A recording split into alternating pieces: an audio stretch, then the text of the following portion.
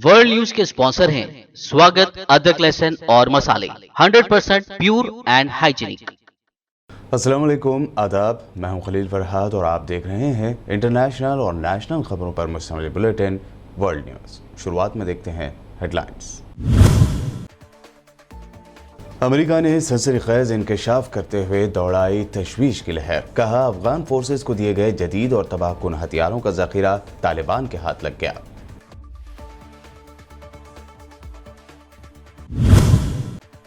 UAE पहुंचे साबिक अफगान सदर अशरफ गनी अस्पताल में हुए भर्ती। हालत बताई गई नाजुक। इससे पहले कैश लेकर फरार होने के इल्जामों को बताया बेबुनियाद। कहा, जूते बदलने का भी नहीं मिला था वक्त।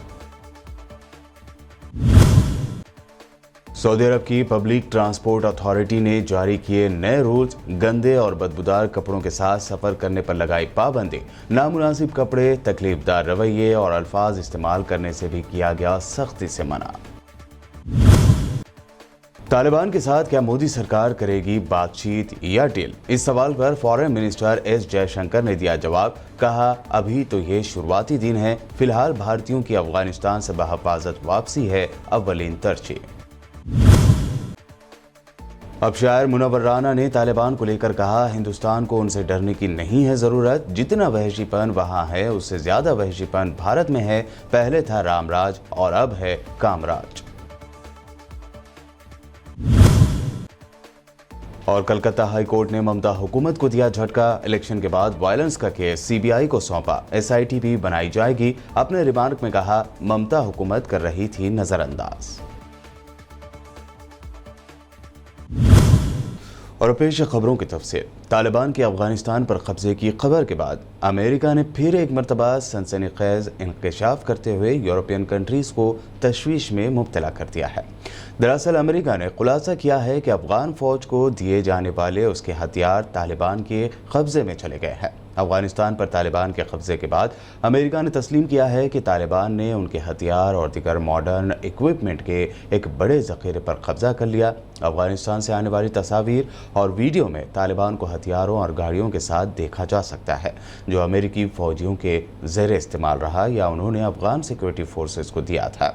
इसके अलावा कंदार एयरपोर्ट पर अमेरिका के जदीद तरीन ब्लैक हॉक हेलीकॉप्टर और दीगर आलात पर भी तालिबान ने कब्जा किया। अफगानिस्तान से फरार होकर यूएई पहुंचने वाले अशरफ गनी को अस्पताल में भर्ती कराया गया है। उन्हें किस बीमारी की वजह से अस्पताल में एडमिट कराया गया, फिलहाल इसकी तफसील सामने नहीं आ सकी। ताहम उनकी हालत नाजुक बताई जा रही है। अस्पताल में एडमिट कराए जाने से पहले साबिक अफगान सदर अशरफ गनी ने अपने एक वीडियो पैगाम में अफगानिस्तान से कैश लेकर फरार होने की बात को बेबुनियाद करार दिया। यूएई पहुंचने के बाद अपने वीडियो पैगाम में अशरफ गनी ने कहा कि वो सिर्फ खूनरेजी से बचने के लिए काबुल से निकले हैं। उनके पास जूते बदलने का वक्त भी नहीं था। वो उस रोज़ काबुल से उसी सैंडल के साथ राष्ट्रपति भवन से निकले थे जो उन्होंने उस वक्त पहने हुए थे। गनी ने कहा कि इन चीज़ों पर यकीन ना करें जिनमें आपको बताया गया है कि आपके सदर ने आपको बेचा है और अपने फ़ायदे और अपनी जान बचाने के लिए यहाँ से भाग गया। उन्होंने कहा कि ये तमाम इल्ज़ामात बेबुनियाद हैं और मैं उन्हें सख्ती से मुस्तरद करता हूँ। मैं अफ़गानिस्तान में मज़ीद खून खराबा ना हो इसके लिए मुल्क से निकला। इससे पहले यूएई ने भी तस्दीक कर दी थी कि उन्होंने इंसानी हमदर्दी की बुनियाद पर अशरफ गनी और उनके अहल खाना को पनाह दी है। अमेरिकी सदर जो बाइडन ने कहा है कि जब तक तमाम अमेरिकी शहरियों को अफगानिस्तान से मुकम्मल तौर पर निकाला नहीं जाता तब तक अमेरिकी फोर्सेस अफगानिस्तान नहीं छोड़ेगी। एक इंटरव्यू के दौरान अमेरिकी सदर जो बाइडन ने कहा कि उन्हें लगता है कि इस महीने के आखिर तक फ़ौज अमेरिकी शहरियों को अफगानिस्तान से निकाल लेगी। ताहम अगर ये मिशन मुकम्मल न हो सका तो फिर इसके बाद भी अमेरिकी फ़ौज को रुकना पड़ेगा। वाज़ेह है कि अमेरिका ने 31 अगस्त तक मुकम्मल इनक़ला की बात कही थी। सोशल मीडिया साइट्स फेसबुक और टिकटॉक ने कहा है कि वो तालिबान के अफगानिस्तान पर कब्जा करने के बाद तंजीम को बढ़ावा देने वाले कंटेंट पर पाबंदियां ख़त्म नहीं करेंगे। CNBC ने ये इत्तला सोशल मीडिया के अहम लोगों के बयान के हवाले से दी है। चैनल ने फेसबुक के हवाले से कहा कि अमेरिकी कानून के तहत तालिबान को एक दहशतगर्द तंजीम करार दिया गया है और हमने अपनी ख़तरनाक तंजीमी पॉलिसियों के एक हिस्से के तौर पर उन्हें अपनी सर्विस पर पाबंदी लगा दी है। बता दें कि पिछले दिनों ही फेसबुक और ट्विटर ने तालिबान के अकाउंट को डिलीट कर दिया, जिस पर खुद तालिबान ने रद्द-ए-अमल ज़ाहिर करते हुए कहा था कि इजहार आज़ादी की बात करने वाले अमेरिकी कंपनियों ने हमारे अकाउंट को डिलीट कर दिया।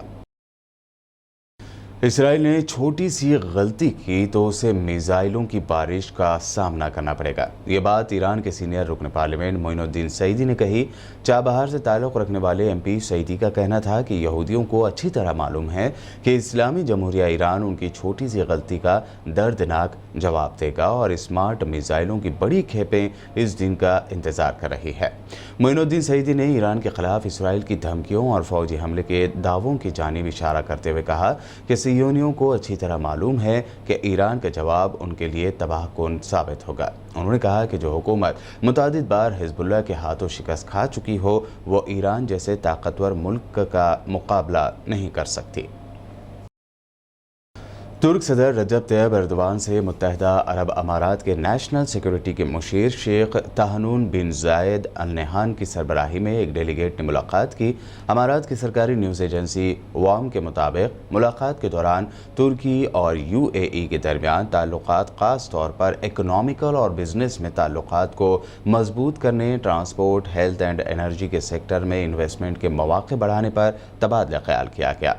तुर्क सदर और अमाराती वफद ने खित्ते के इशूज़ पर भी गुफ्तगू की। शेख तहनून बिन जायद ने सदर तैयब एर्दोगान को अमारात के सदर शेख खलीफा बिन जायद और अबूजबी के वली अहद मोहम्मद बिन जायद के तहनीती पैगामात पहुँचाए। जवाब में तुर्क सदर ने अमाराती क़यादत को खैर सगाली का पैगाम दिया।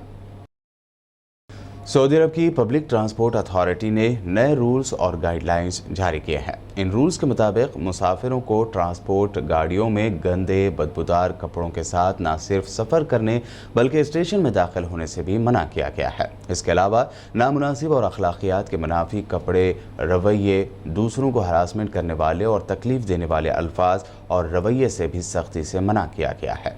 वहीं नामुनासिब कंटेंट दिखाने, फोटोग्राफी और इश्तिहार लगाने पर भी पाबंदी लगाई गई है। सऊदी पब्लिक ट्रांसपोर्ट अथॉरिटी के नए रेगुलेशन ड्राफ्ट के मुताबिक गाड़ियों के मालिकान को बसों और ट्रांसपोर्ट गाड़ियों में ऐसे लाजमी टूल्स और इक्विपमेंट लगाना होंगे जिनकी मदद से माजूर अफराद को सफ़र में आसानी मिल सके, उन्हें हिफाजत और सलामती के साथ सफ़र का मौका मिले। किसी गाड़ी को किसी भी माजूर शख्स को सर्विस फराहम करने से इनकार करने का उन्हें कोई हक नहीं है। नॉर्थ कैलिफोर्निया के 2 जंगलाती आबादियों में शुरू होने वाली आग सेरा नेवाडा तक पहुंच चुकी है, जिसकी वजह से तकरीबन 51,000 लोग बिजली और गैस से महरूम हो गए। 2 हफ्ते पहले ग्रीनविल टाउन को जलाकर खाक कर देने के बाद अब आग ने चंद मील के फासले पर वाक़े लगभग 1200 अफराद पर मुश्तमिल एक और पहाड़ी कस्बे ग्रेजली फ्लैट्स को अपनी लपेट में ले लिया। आग बुझाने वाले अहदेदारों का अंदाज़ा है कि हफ्ते के दिन आग के आगाज़ से अब तक कस्बे के कम से कम 50 मकान जल चुके हैं और बुरी तरह झुलसे हुए 2 अफराद को अस्पताल में दाखिल कराया जा चुका है। ज़लज़ले से तबाह हैटी में जैसे जैसे इमदादी कार्रवाइयाँ और मलबे को हटाने का काम तेज़ होता जा रहा है, वैसे वैसे हलाकतों की तादाद में इजाफा होता जा रहा है। इस कैरिबियन कंट्री में 14 अगस्त की सुबह 7.2 की शिद्दत का ताकतवर ज़लज़ला आया था। हंगामी हालात से निमटने वाले हुक्काम के मुताबिक इस ज़लज़ले के सबब हलाकतों की तादाद बढ़कर 2200 तक पहुँच चुकी है। मुकामी मीडिया के मुताबिक ज़लज़ले से मुतासरा बाज़ इलाकों में लोगों को इमदादी अशिया की शदीद ज़रूरत है। ज़लज़ले के बाद ग्रीस नामी समंदरी तूफ़ान के सबब तेज़ बारिशों और सैलाब ने इमदादी कामों को मज़ीद मुश्किल बना दिया है। इससे पहले हैटी में साल 2010 में आने वाले ज़लज़ले के नतीजे में 2 लाख से ज़्यादा अफराद हलाक हुए थे। बुलेटिन में वक्त हुआ है एक शॉर्ट ब्रेक का। ब्रेक के बाद जल्द लौटेंगे और देखेंगे अहम नेशनल न्यूज़।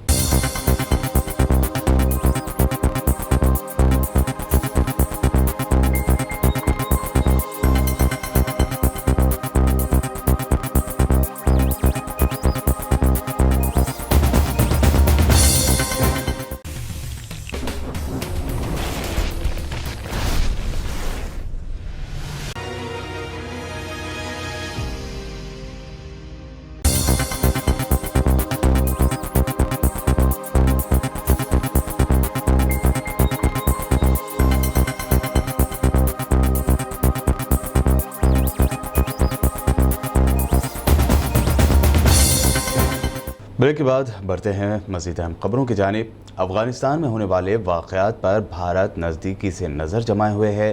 फ़िलहाल हमारा फोकस इस जंगज़दा मुल्क में मौजूद भारतीय शहरियों की सिक्योरिटी और उनकी महफूज वापसी पर है।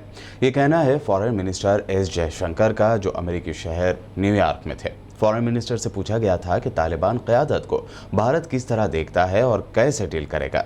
इसके जवाब में उन्होंने कहा कि ये अभी शुरुआती दिन है। फ़ॉरेन मिनिस्टर ने इस बात का सीधा जवाब नहीं दिया कि क्या भारत तालिबान के कांटेक्ट में है या भारत की मोदी सरकार ने तालिबान के साथ कोई राब्ता कायम किया है। इस पर एस जयशंकर ने कहा कि इस वक्त हम काबुल के हालात पर ध्यान दे रहे हैं। तालिबान और उसके नुमाइंदे काबुल पहुंच गए हैं, इसलिए मुझे लगता है कि हमें चीज़ों को वहां से शुरू करने की ज़रूरत है। उन्होंने कहा कि अफगानिस्तान के लोगों के साथ भारत के तारीख़ी रिश्ते जारी हैं। ये आने वाले दिनों में हमारे नज़रिए को सिमत देगा। मुझे लगता है कि ये शुरुआती दिन है और हमारा फोकस वहां मौजूद भारतीय शहरियों की बहिफाजत वापसी पर है। अफगानिस्तान में तालिबान की वापसी को लेकर भारत में बयानबाजी जारी है। अब मशहूर शायर मुनव्वर राना ने तालिबान को लेकर जो बयान दिया है, उससे चंद मीडिया चैनलों ने कंट्रोवर्शियल बताकर हेडलाइंस बनाना शुरू कर दिया। मुनव्वर राना का कहना है कि जितना वहशीपन अफगानिस्तान में है, उससे ज़्यादा वहशियानापन हमारे यहाँ पर ही है। पहले राम राज था, लेकिन अब कामराज है। अगर राम से काम है तो ठीक, वरना कुछ नहीं।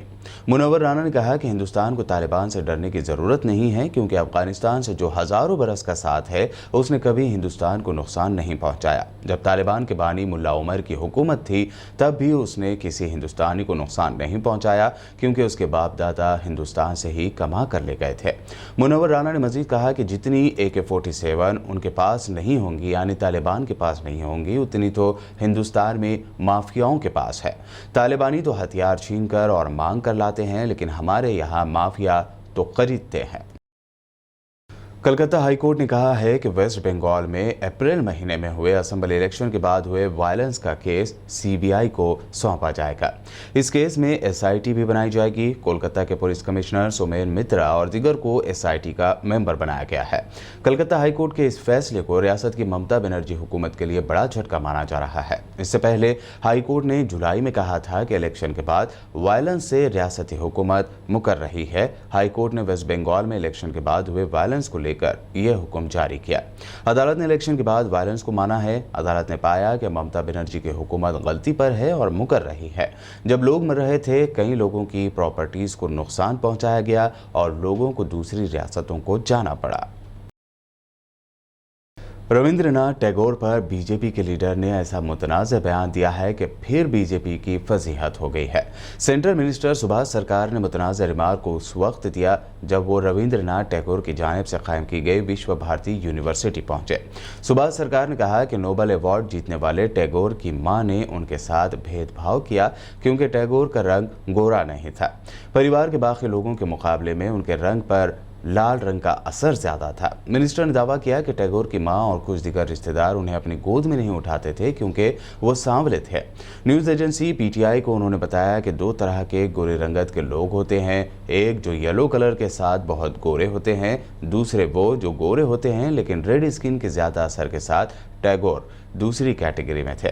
मोदी के मंत्री के इस रिमार्क का टैगोर के हामियों, फैंस और कई अपोजिशन पार्टियों के लीडरों ने शदीद मुखालिफत की है, ज्यादातर ममता बनर्जी की तृणमूल कांग्रेस ने। अफगानिस्तान समेत दिगर इशूज़ में मोदी सरकार की जानिब से खुलकर बयान न आने पर कांग्रेस लीडर रणदीप सिंह सुरजेवाला ने प्रेस कॉन्फ्रेंस में मोदी सरकार को गैर जिम्मेदार करार दिया। मोदी सरकार के द्वारा मौन धारण करे रहना, आंतरिक सुरक्षा का छिन्न भिन्न हो जाना, संवैधानिक प्रणाली पर हमला होना और मोदी सरकार का मुंह मोड़ लेना, यह दर्शाता है कि उन्होंने अपनी संवैधानिक जिम्मेवारी से मुंह मोड़ लिया है और उन्होंने देश की आंतरिक सुरक्षा और देश के संवैधानिक ढांचे, उन दोनों पर जो आघात हुआ है उसको लेकर पूरी तरह से आपराधिक गैर जिम्मेवाराना व्यवहार किया है। उत्तर प्रदेश में अगले साल होने वाले असेंबली इलेक्शन को लेकर अभी से सरगर्मियां तेज हो गई है। लखनऊ की सड़कों पर समाजवादी पार्टी के लीडर मुजाहिरा कर रहे हैं तो पार्टी के प्रेसिडेंट अखिलेश यादव ट्विटर पर यूपी की योगी सरकार को घेर रहे हैं। जुमेरात को अखिलेश यादव ने आज एक के बाद एक 4 ट्वीट करते हुए योगी सरकार मोदी हुकूमत पर जमकर तनकीद की। अखिलेश यादव ने लिखा कि रसोई गैस की कीमतें 50 रुपये मजीद बढ़ाकर बीजेपी हुकूमत ने आम लोगों के घरों के चूल्हे बुझा दिए हैं। उज्ज्वला स्कीम का नाम बदलकर बुझवाला स्कीम कर देना चाहिए। वहीं दूसरे ट्वीट में अखिलेश यादव ने लिखा कि हवाई बातें करने वाले भाजपाइयों को समझ आ गया है कि उनके बस का कुछ भी नहीं है, इसलिए वो यूपी की हवाई पट्टियों तक को अमीरों के हाथों में सौंप रहे हैं और लगता है कि खुद से ही कह रहे हैं कि हमसे ना हो पाएगा। भाजपाई सब कुछ बेचकर चैन की नींद सोना चाहते हैं। एक और ट्वीट में अखिलेश यादव ने लिखा कि महंगा सिलेंडर बना मुद्दा, चूल्हे पर सेंक रहा है भुट्टा। वर्ल्ड न्यूज के आखिर में हेडलाइंस पर डालते हैं एक और नजर। अमेरिका ने सनसनीखेज इंकशाफ करते हुए दौड़ाई तशवीश की लहर। कहा अफगान फोर्सेस को दिए गए जदीद और तबाहकुन हथियारों का जखीरा तालिबान के हाथ लग गया।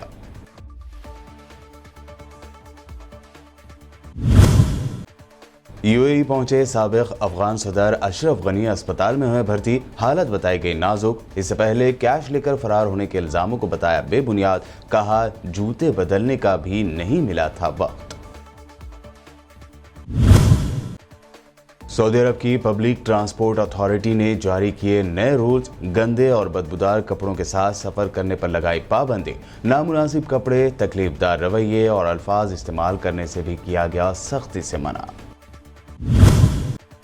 तालिबान के साथ क्या मोदी सरकार करेगी बातचीत या डील? इस सवाल पर फॉरेन मिनिस्टर एस जयशंकर ने दिया जवाब। कहा अभी तो ये शुरुआती दिन है, फिलहाल भारतीयों की अफगानिस्तान से बहिफाजत वापसी है अव्वलीन तरजीह।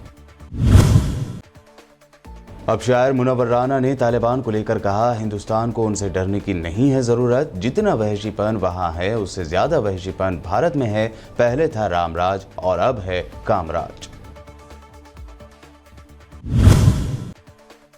और कलकत्ता हाई कोर्ट ने ममता हुकूमत को दिया झटका। इलेक्शन के बाद वायलेंस का केस सीबीआई को सौंपा। एसआईटी भी बनाई जाएगी। अपने रिमार्क में कहा ममता हुकूमत कर रही थी नजरअंदाज। वर्ल्ड न्यूज में अभी आपने देखी अहम इंटरनेशनल और नेशनल न्यूज। ताज़ा तरीन खबरों और दिलचस्प प्रोग्राम्स के लिए देखते रहिए BBN चैनल।